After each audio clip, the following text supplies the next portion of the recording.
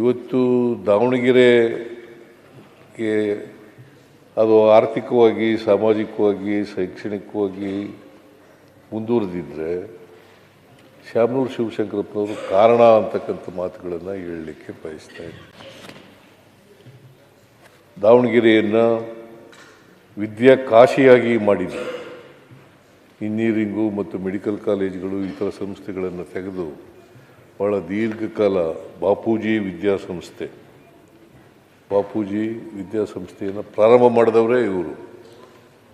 ಒಬ್ಬ ವ್ಯಾಪಾರಗಾರರಾಗಿ ಪ್ರಾರಂಭ ಮಾಡಿ ಅವರು ಸಾಮಾಜಿಕ, ಆರ್ಥಿಕ, ಶೈಕ್ಷಣಿಕ, ಸಾಮಾಜಿಕ ಕ್ಷೇತ್ರಗಳಲ್ಲಿ ತಮ್ಮದೇ ಆದಂಥ ಛಾಪನ್ನು ಮೂಡಿಸಿದ್ದಾರೆ. ಇವರು ಅಲ್ಲಿ